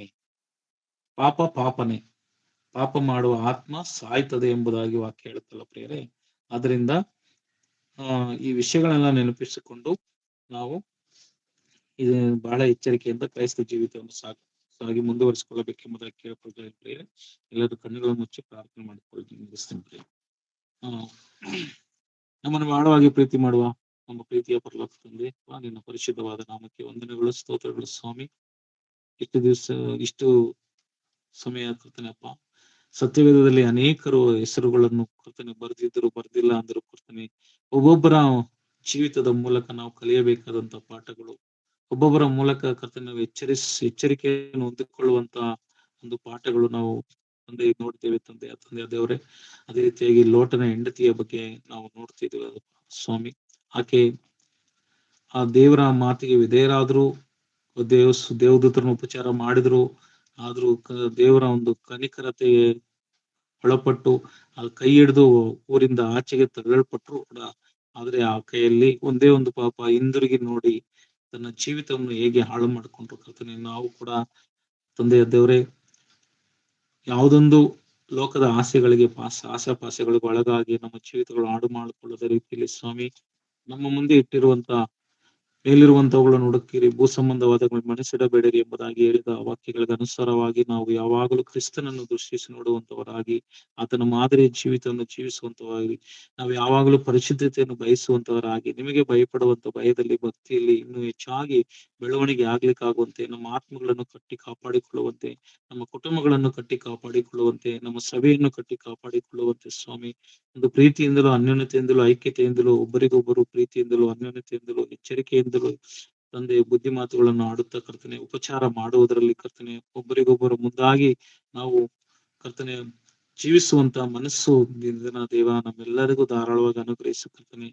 ಹೇಳಿದ ವಾಕ್ಯಗಳಿಗೆ ಅನುಸಾರವಾಗಿ ನಮ್ಮ ಜೀವಿತಗಳನ್ನು ವಾಕ್ಯಗಳಿಗೆ ಒಪ್ಪಿಸಿಕೊಡುತ್ತಾ ಸ್ವಾಮಿ, ಒಬ್ಬೊಬ್ಬರ ಜೀವಿತದ ಮೂಲಕ ಈ ದಿನ ಪ್ರಸ್ತುತ ಕಾಲದಲ್ಲಿ ನಮಗೆ ನಮ್ಮ ಜೀವಿತಕ್ಕೆ ಅನುಗುಣವಾಗಿ ಪ್ರೆಸೆಂಟ್ ಈಗ ನಡೆಯುವಂತ ಪ್ರತಿಯೊಂದು ಕಾರ್ಯಗಳಿಗೂ ನಮ್ಮ ಜೀವಿತಕ್ಕೂ ಅಭಿನವವಾದ ಸಂಬಂಧವಿದೆ ಸ್ವಾಮಿ, ಆತ್ಮಿಕವಾದಂತ ಒಂದು ಸಂಬಂಧವಿದೆ ತಂದೆ.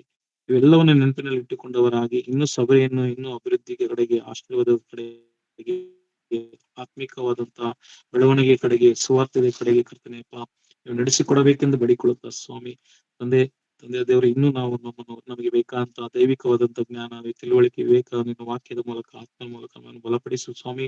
ಅನೇಕ ಒಳ್ಳೆ ಸೇವಕರ ಮೂಲಕ ಸ್ವಾಮಿ ತಂದೆಯ ದೇವರೇ ದಿನಗಳಲ್ಲಿ ನಮ್ಮನ್ನು ಬಲಪಡಿಸುತ್ತಾ, ಸ್ಥಿರಪಡಿಸುತ್ತಾ, ರೂಪಿಸುತ್ತಾ, ನಂಬಿಕೆಯಲ್ಲಿ ದೃಢಪಡಿಸುತ್ತಾ ಸ್ವಾಮಿ, ಇನ್ನೂ ಹೆಚ್ಚಾಗಿ ನಮ್ಮ ಮೇಲೆ ಮಮತೆಯನ್ನು ನೀಡುತ್ತಾ, ಕನಿಕರನ್ನು ನೀಡುತ್ತಾ ಸ್ವಾಮಿ. ನೀವು ನಮ್ಮನ್ನು ಪ್ರೀತಿಸುತ್ತಿರುವುದಕ್ಕಾಗಿ ನಿಮ್ಮನ್ನು ಕೊಂಡಾಡುತ್ತೇವೆ, ಮಹಿಮೆ ಪಡಿಸುತ್ತೇವೆ ಸ್ವಾಮಿ. ನಮ್ಮನ್ನು ತಗ್ಗಿಸಿಕೊಳ್ತೇನೆ, ಒಪ್ಪಿಸಿಕೊಳ್ತೇನೆ ಸ್ವಾಮಿ. ಸಭೆಯನ್ನು, ಸಭೆ ಮಕ್ಕಳನ್ನು, ಸಭೆಯ ಸೇವಕರನ್ನು ಸ್ವಾಮಿ, ಸೇವೆ ಮಾಡುವಂತ ಎಲ್ಲಾ ಸೇವಕರನ್ನು ಕರ್ತನೆ ತನ್ನ ಜೀವಿತಗಳನ್ನು ಕರ್ತನ ಪ್ರಾಣವಾಗಿ ತೊಟ್ಟು ತ್ಯಾಗಮಯವಾದ ಜೀವಿತವನ್ನು ಜೀವಿಸುತ್ತಿರುವಂತಹ ಸುವಾರ್ತೆಗೋಸ್ಕರ ಆತ್ಮನ ಭಾರ ಹೊಂದಿದವರಾಗಿ ಕರ್ತನೆಯಪ್ಪ ನೀವು ಪ್ರಯಾಸ ಪಡುತ್ತಿರುವಂತ ನಿನ್ನ ಪ್ರಯಾಸದ ಎಲ್ಲಾ ಕೆಲಸ ಕಾರ್ಯಗಳನ್ನು ನೀವು ಆಶೀರ್ವದಿಸು, ಸೇವಾ ಕಾರ್ಯಗಳನ್ನು ಆಶೀರ್ವದಿಸು. ನಿನ್ನ ಮಕ್ಕಳ ಪ್ರಯಾಣಗಳನ್ನು ಕರ್ತನೆ ನೀವು ಆಶೀರ್ವಾದ ಮಾಡ್ರಿ ತಂದೆಯ ದೇವರೇ. ಯಾರ್ಯಾರು ಬಲಹೀನವಾಗಿದ್ದಾರೋ, ಅನಾರೋಗ್ಯದಲ್ಲಿದ್ದಾರೋ ಪ್ರತಿಯೊಬ್ಬರನ್ನು ನೀವು ಬಲಪಡಿಸಿ, ಸ್ಥಿರಪಡಿಸಿ ನಡೆಸಬೇಕೆಂದು ಬಿಡ್ತಾ ಇದ್ದೀವಿ ಸ್ವಾಮಿ. ನೀವು ವಾಕ್ಯದ ಮೂಲಕ ಸ್ವಾಮಿ ಇನ್ನೂ ಧೈರ್ಯಪಡಿಸಬೇಕೆಂದು ಬೇಡ್ತಾ, ನಮ್ಮನ್ನು ತಗ್ಗಿಸಿಕೊಂಡು ಒಪ್ಪಿಸಿಕೊಡ್ತಾ, ಎಲ್ಲಾ ಸ್ಥಿತಿಗ ನಮ್ಮ ಮಹಿಮೆ ನಿಮಗೆ ಸಲ್ಲಿಸಿಕೊಡ್ತಾ, ನಮ್ಮ ರಕ್ಷಕನಾದ ಯೇಸು ಕ್ರಿಸ್ತರ ನಾಮದಲ್ಲಿ ಪ್ರಾರ್ಥಿಸಿನಪ್ಪ ತಂದೆ, ಆಮೆನ್. ಎಲ್ಲರಿಗೂ ವಂದನೆಗಳು ಪ್ರಿಯ.